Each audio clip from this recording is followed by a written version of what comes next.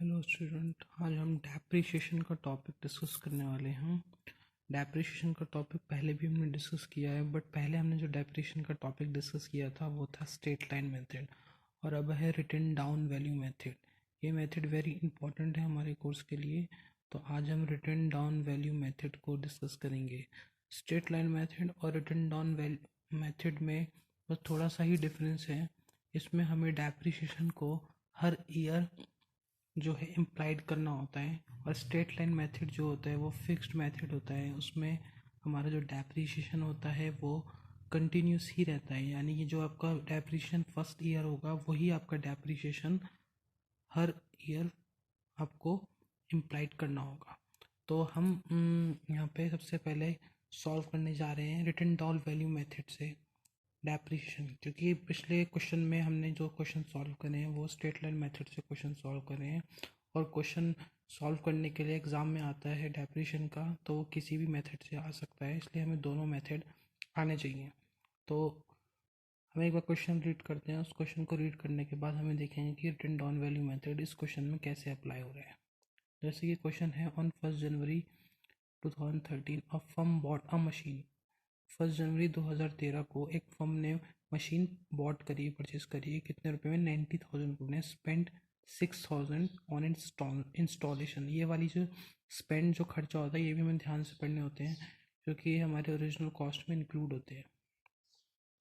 Spend 6,000 on installation and 4,000 on carriage, यानी कि 4,000 रुपये कैरेज, जब हम मशीन लेके आए तो 4,000 रुपये कैरेज के लगे, एंड 6,000 रुपये उसको उस मशीन को इंस्टॉल करने के लिए लगे। तो ये ऐसे खर्चे हैं जो मशीन के इंस्टॉल होने से पहले, मशीन के यूज़ में आने से जो पहले हुए, तो ये हमारी कॉस्ट में इंक्लूड हो जाएंगे। तो हमेशा हमें ये बात हमेशा ध्यान रखनी है कि कोई भी ऐसा खर्चा हो एसेट से रिलेटेड जो उसके यूज़ करने से पहले हो, वो उसकी ओरिजिनल कॉस्ट में इंक्लूड हो जाता है, वो खर्चा उसकी ओरिजिनल कॉस्ट में इंक्लूड हो जाता है। तो इंस्टॉलेशन का खर्चा और कैरेज का खर्चा उस मशीन के यूज़ करने से पहले हुआ, तो इस खर्चों को हमने उसकी ओरिजिनल कॉस्ट में इंक्लूड कर लिया। उसके आगे लिखा है, it were decided to charge 10% depreciation. तो ये जो मशीन कंपनी है वो 10% डेप्रिसिएशन चार्ज कर रही है, वो भी रिटन डाउन वैल्यू मेथड से। और जो आपकी बुक जो क्लोज हो रही है वो क्लोज हो रही है हमारी दिसंबर में। ये डेट भी बहुत इंपॉर्टेंट है जो यहाँ पे मेंशन हो रही है, जो यहाँ पे लिखी है कि हमारी बुक कब क्लोज होगी। किसी क्वेश्चन में किसी के अकाउंट जो है वो क्लोज होते हैं मार्च में, किसी के अकाउंट जो होते हैं वो होते हैं दिसंबर में। तो हमें हमेशा ध्यान रखना है कि हमारे बुक्स ऑफ अकाउंट कब क्लोज हो रहे हैं। उसके बाद लिखा है इसमें, show the machinery account for the year ended for the year 2013 to 2015। तो हमें एक मशीनरी अकाउंट शो करना है जो 2013 और 2015 का। तो सेम डेप्रिसिएशन अकाउंट बनाने के लिए सबसे पहले हम एक मशीनरी अकाउंट फाउंड करेंगे। मशीनरी अकाउंट मैंने आपको पहले ही, या फिक्स्ड एसेट अकाउंट जो होता है वो मैंने आपको पहले भी बताया है स्ट्रेट लाइन मेथड में। तो बिल्कुल वैसे ही हमें इसको जो है स्टेट करना है। तो सबसे पहले हम उसका फॉर्मेट लिख लेते हैं जो कि पहले की तरह ही है, जैसे स्ट्रेट लाइन मेथड में date particular journal folio amount, date particular journal folio amount. ये आपका डेबिट साइड होता है, ये आपका क्रेडिट साइड होता है। तो सबसे पहले जो जो हमने मशीन खरीदी हम उसको लिखते हैं। तो हमने 1 जनवरी को मशीन खरीदी है, तो जनवरी 1 की डेट डाल दी हमने, और टू बैंक अकाउंट के नाम से उसमें जितना भी अमाउंट की मशीन खरीदी है वो हमने लिख दी। 90,000 की खरीदी है, 90,000 लिख दी, और उसमें जो खर्चे लगे वो कैश के नाम से शो हो जाएंगे, इतने इतने खर्चे हुए हैं। इसके बाद हम स्ट्रेट लाइन मेथड में करते थे, जो भी हमारी ओरिजिनल कॉस्ट होती थी उस पर डेप्रिसिएशन निकालते थे। तो इसमें भी हमें डेप्रिसिएशन निकालना है, बट हमें हर साल निकालना होगा डेप्रिसिएशन। जैसे कि हमारी जो टोटल कॉस्ट हुई थी वो 1 लाख रुपए की, 1 लाख का 10% हमने डेप्रिसिएशन निकाला, तो हमारा डेप्रिसिएशन बैठता है 10,000 का। तो 10,000 माइनस 1 लाख, तो 90,000 balance carried down, balance carried down. Next year brought down हो जाएंगे, तो ब्रॉड डाउन हो गए हमारे नेक्स्ट ईयर 2014 में 90,000।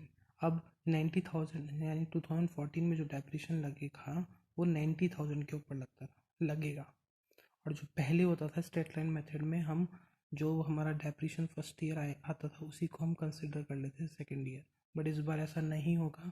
हमने जो हमारी जो कॉस्ट होगी जिस ईयर, उसी कॉस्ट पे हमारा डेप्रिशन लगेगा। तो इस साल हमारी कॉस्ट है 90,000, तो हमारे डेप्रिशन 90,000 पे लगेगा 10%, तो 9,000 हमारे डेप्रिशन। उसके बाद जो बैलेंस कैरी डाउन बचा है वो 81,000 है। तो थर्ड ईयर 81,000 कैरी फॉरवर्ड कर दिया गया है। अब 81,000 पे डेप्रिशन लगेगा। जितना भी हमारा डेप्रिशन का परसेंट है 10% है, आपको पता है। तो 10% 81,000 पे लगा तो 8100 हुआ। अब इस पे जो हमारा जो बैलेंस कैरी डाउन बचेगा वो 72,900। इसके आगे भी हम कैरी फॉरवर्ड कर सकते हैं, बट क्वेश्चन में हमें बोला है कि हमें सिर्फ 3 साल का डेप्रिसिएशन बताना है। तो हमने इस तरीके से उसके लेजर्स बना के दिखाए।